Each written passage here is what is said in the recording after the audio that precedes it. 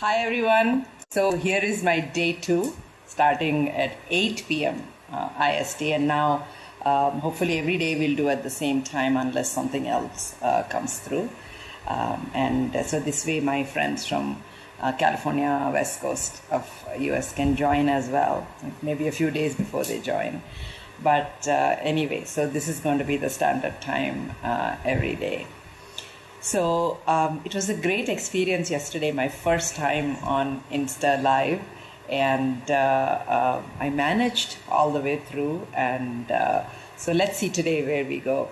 I just have to tell you, if I get some comments, I can't see properly, so I'll have to put my glasses on once in a while. So just be on and off, okay?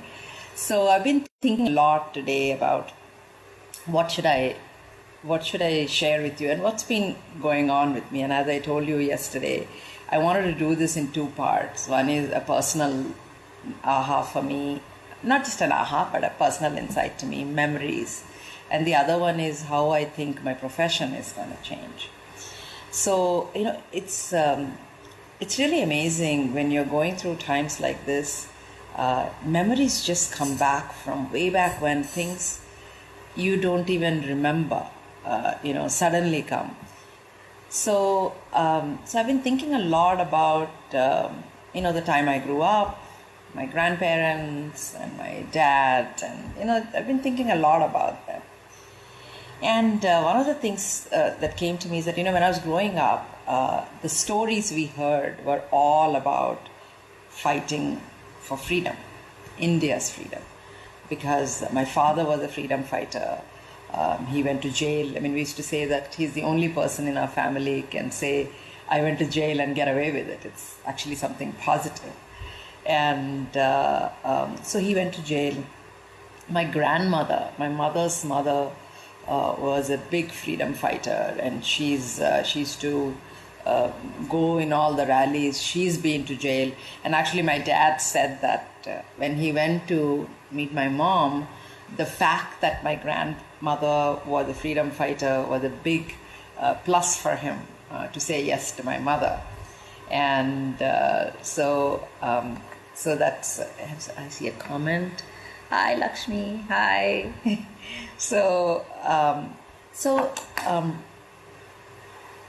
My grandmother was an amazing woman. She practically raised me because my mother passed away very early. So my grandparents moved in with me, my mother's parents, and my grandmother raised me. So till I was 10, she was pretty much my primary caregiver and, basically my everything.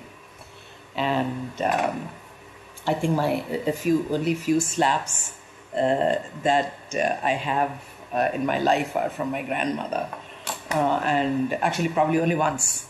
And but the reason I've been thinking, I thought about her today is that, in my memory of my grandmother, she was like this woman who stayed home, who cooked for me, who took care of me, was very sweet. And when my dad would tell me that she was a freedom fighter and all that stuff, I couldn't quite picture her as a freedom fighter. So when I was living in Oregon, somebody asked me to write about freedom fighters, etc., for the Oregonian. A long time ago. And I wanted to write about my grandmother, and what I wrote then is what just came to me today. And this is a summary of what I wrote then. So here is my grandmother, who's this woman who took care of me, and I couldn't imagine her as standing and fighting for something and making noise and all that kind of stuff. I could never imagine her like that. And what happened was, I was very young. There were some riots in Hyderabad, and I went to a school that was quite far away from home. It was about 10 kilometers, which was like a lot in those days. So I was walking. I used to go by bus to school, and typical kid that I am, I used to just stay back at school a lot, just to hang out with friends and then walk and catch bus and come home. And my grandmother was petrified about what happened to me because there were all these riots going on in the city. And so she was so worried about me that she would sit outside at the parapet wall waiting for me until I came home. From like 3 o'clock or so, she would sit there till I came home at 4:30 or so, and only then she would come in and take care of me, etc. Because I was her life. And she was diabetic, and over time she lost her eyesight. And she worried about me so much. She was obsessive about it so much because she was really worried about my safety. And in those days, once you left to go to school, nobody knew till you came back. So she worried about me so much that she actually lost her mind.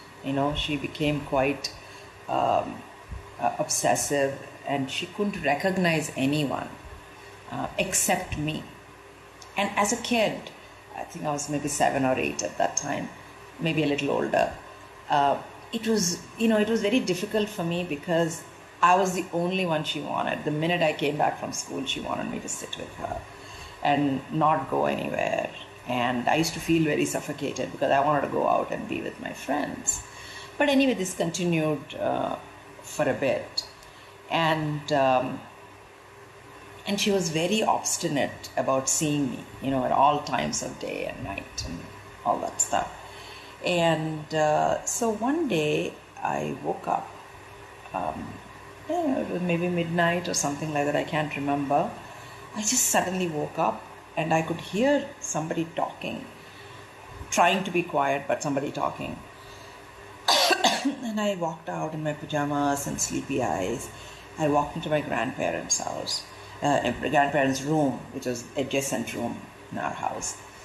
And I saw my grandmother sit on the floor, and they had a 4-poster bed. I still remember this bed. It was like this beautiful old wood, and on the headboard was this, kind of a white enamel kind of a thing. There was a design with lotuses and stuff like that. It was a very beautiful bed, and very strong 4-poster bed. My grandmother was sitting at the foot of the bed, holding the leg of the bed and just not moving.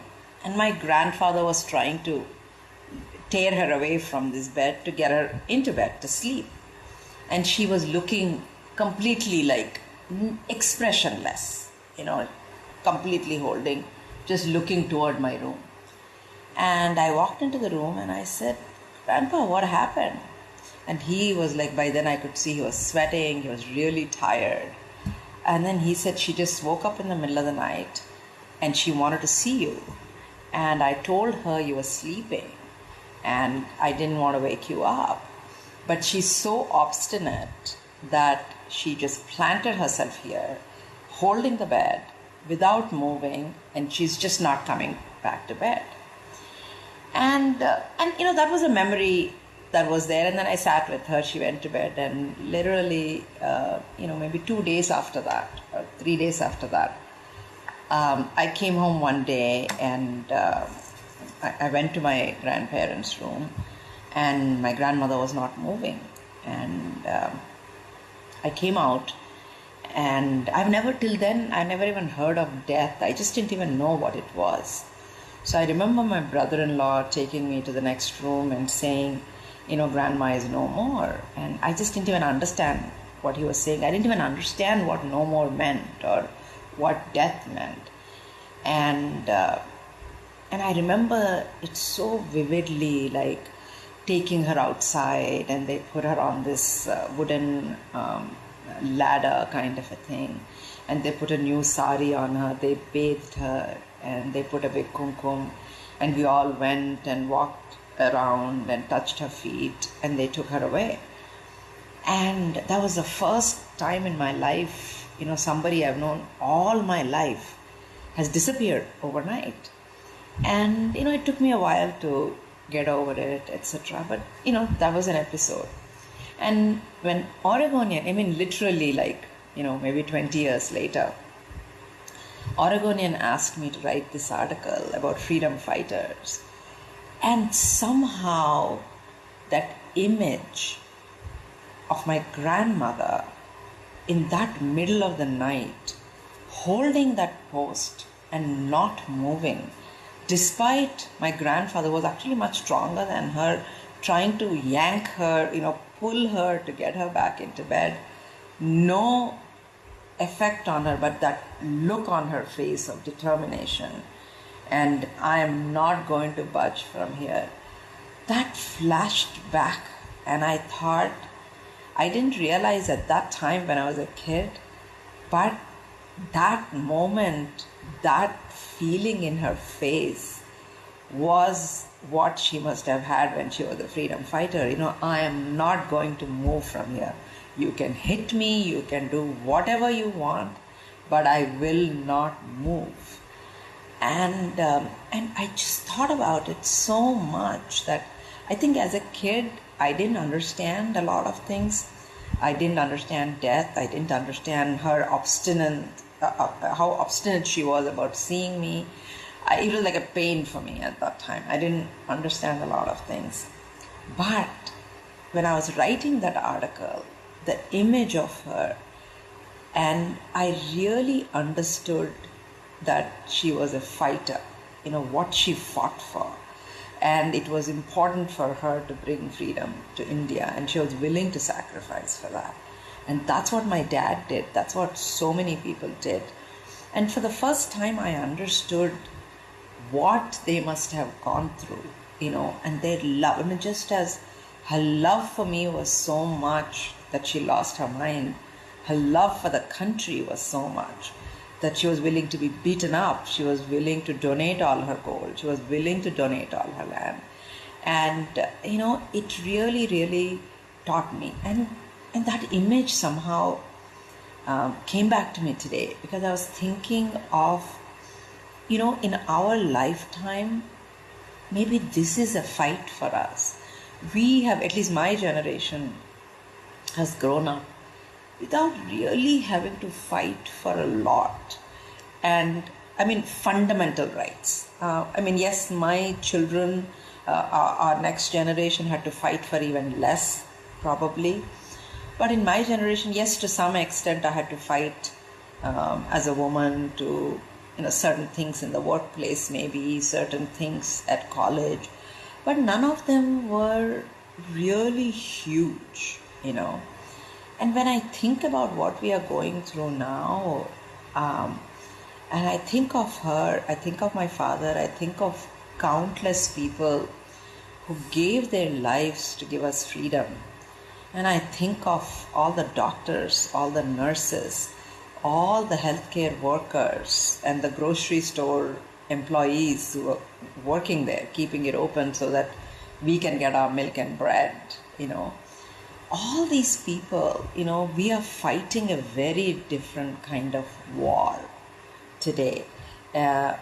My dad and my grandmother, my dad's friends, they all fought one enemy for one country. And now we are facing an enemy that's unseen and everywhere.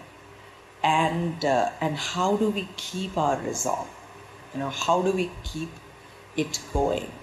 So, today somehow that image has been haunting me of my grandmother. Haunting is not the right word. Has been in some ways giving me strength, I think, of it doesn't matter whether it is fighting for freedom or wanting to see me in the middle of the night. It doesn't matter what. She was not willing to give up. She wanted to get what she wanted, and she got what she wanted.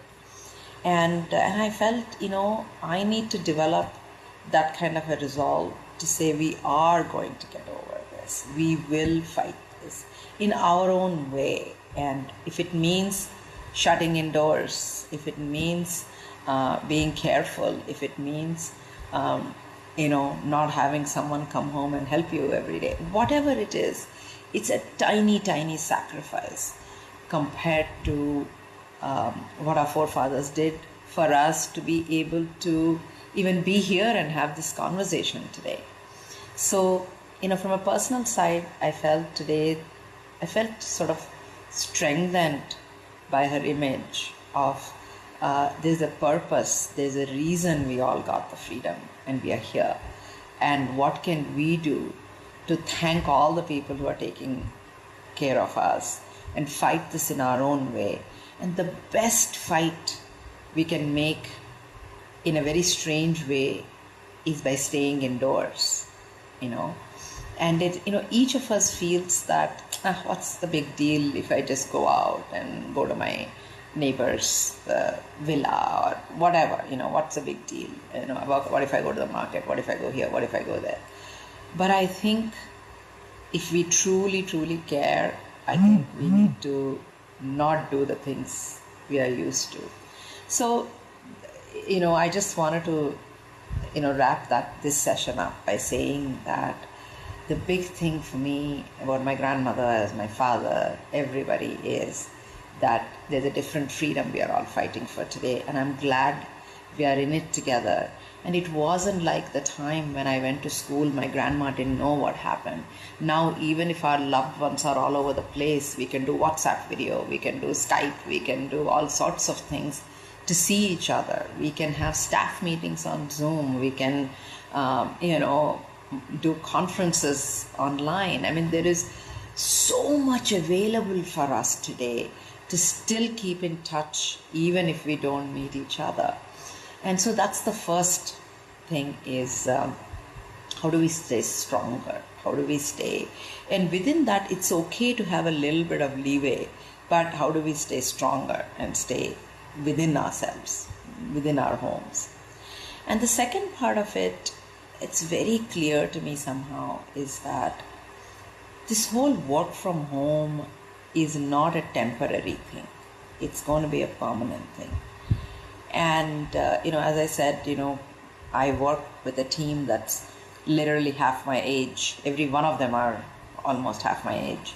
And they've been telling me for a while that why can't we work from home? And I've always been, somebody who wanted a community. Everybody needs to get together. And I was like, no.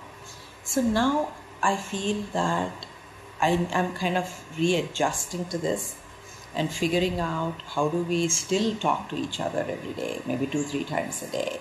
How do we communicate with each other on what we are working on? How do we collaborate with each other using online tools, etc.?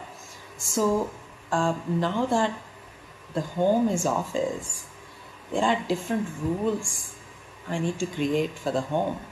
Because when you're home, you suddenly feel, okay, I better clean this part of the house before I do something. Or better I this, I must cook something fresh every time. Or I might do this, or I might do that. So I'm learning that even in home, I have to create an office space separately for myself. I've always been a big believer that home and office are not two different things, in the sense I used to tell people, I don't know, when people say that you're a different person at home and a different person at work, I never believed in that. How can you be two different people? You're one person. You may choose to play a role, but sometimes if they're too different, you're not being authentic, at least in one place.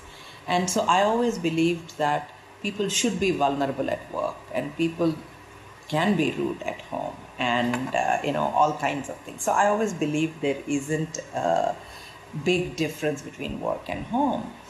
And now the thing is, now that there's no difference, how do I create a work environment at home? Because at home, I'm used to relaxing. I'm used to being in my PJs. I'm used to, watching something on Netflix. And these are all the things I'm used to. So how do I make sure I stay focused? So what I started doing on my calendar is started writing every minute, like what I'm doing, like every half an hour. If I'm cooking, I say I'm cooking. If I'm cleaning, I say I'm cleaning. And at the end of the day, and I mark all my work stuff in blue and everything else in pink. So at the end of the day, I look at the amount of the blue section. And I'm like, am I doing 8 to 10 hours of blue or very little blue? Because I'm at home, I'm having a hard time doing work the way I work, at home. So each day my blue is getting a little better, but I'm still not where I want to be. So it's a very interesting observation for me that at home I'm not being as productive as I should be, and I'm learning how to do that.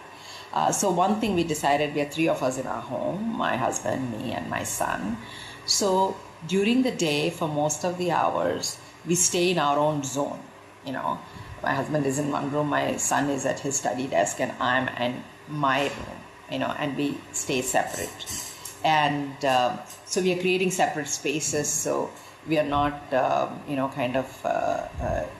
falling into chit-chatting or something like that. So even within home, I created a separate, cocoon. This is my workspace. And secondly, I'm tracking every half an hour what I'm doing to learn about myself. And the third thing is I'm trying to figure out the online tools, etc., so I can talk to my staff on a regular basis. My son was teaching me about House Party, how I should download it, and maybe with 6-7 people I can hang out, and how to get the Zoom institutional license, or we are trying to figure all these things out. And I'm so thankful that we have all these tools that allow us to work from home. So to me, this is not this 21-day period is a trial for me to learn how to create a more balanced life. So somebody is saying my blue is so low right now, it's not funny anymore. So true. So true. My blue is about 50, about 5 hours a day, not quite 8 hours a day. So I'm trying to get it to be better. And so I'd love to have you send your comments of, are you being more productive at home or less productive at home? What is your blue? Is your blue pretty much as you're at work, or is it less? I'd love to hear from whoever is listening. So that's the second thing I'm learning, is how to separate the space and be more productive, be more communicative with everybody else, and create some fun environments for our teams to be together, fun environments for my friends to be together. So as I figure these things out, I'd love to share with you. So that's the second part of my talk. And the final thing is in the area of, I think, family time. So on one hand, I'm saying, yes, I want to keep my work at home intact. And also now I'm thinking, hey, we are together all the time. What sort of things can we do together that would allow us to be a family? So one of the things we started doing is listening to audiobooks. And we started listening to Sapiens by, Yuval Harari. Because I felt, I've read the book, but I thought that it would be really good to have that all of us listen to it together, because it's really, really, really a great way to learn something together. Okay, somebody's saying, I'm so productive at home, taking initiative to help marginalized in the crisis. Great. I think we can learn a lot from you. Please send us any, how you're going to be productive at home by separating yourself from everybody, or how are you doing it? Do comment and let us know. So anyway, the final piece is what we are doing as a family. We are listening to this audiobook and Sapiens, and we said every day 1 hour in the evening, sometime between 9 and 10 or 9 and 11 or so, for 1 hour we sit around the table and we listen to the book, and I'm kind of making notes, etc. And then at the end of it, or sometimes we stop it in the middle, or at the end of it, we discuss a little bit of, what do you think about this? What do you think about that? And it is so interesting. We are in the book Sapiens, we are now at a place where he's talking about the agricultural society and how the agricultural revolution has changed everything for us. And I've been thinking a lot about this. It is so true. I think instead of the food owning instead of us owning the food, instead of us owning what we do, we have let everything else own us. I mean, Yuval Harari says that the minute we came into the agrarian revolution, we started settling down closer to the field, and something like wheat has, it has to be watered a lot, it has to be taken care a lot, so you need to stay in one place for a long time to take care of it, and the minute you do that, you end up staying there a long time, and that's how the settlement started, because before that we were moving from place to place, etc. And it was so interesting for me because one of the things I'm really, really thinking about going through is how much excess we have actually, and how much we are dictated by the best food, the best wine, the best this, the best everything. And does it really matter, when something like this happens? And I look at, if I think of how much investment goes into all the fine foods, fine wine, conveniences, and all that stuff versus how much money should go into fundamental research about learning about pandemics, how much should we be paying our nurses, like 10 times more than we pay them today. As a society, do we have our priorities wrong? And maybe a lot of these skewed priorities have come because we started settling, we started holding on, we started owning things, and we started saying, I need more and more and more of these things. So maybe what we call civilization, maybe we have become more needy and more needy on the earth, and that's why this reaction is happening. So I just, this book, listening to it together, with my husband and my 16-year-old, and listening to what a teenage angst might be, listening to these things and discussing this stuff, and just the act of all of us sitting together and listening has been really, really amazing. So that's my learning about spending the time, not just, we used to do, my son and I always did things together. We, our way we bonded was watching shows together. We watched Monk, the entire all seasons of Monk. We watched entire all seasons of Grey's Anatomy. We used to watch something together. But now this whole thing of listening to something together is been a whole different thing, because we are learning something here. And it's been so much better than just watching something for fun. And that is important. We'll still do that. But this has been a great aha for me as to how we can learn something together, how he can teach me something, how we can maybe explain certain things, etc.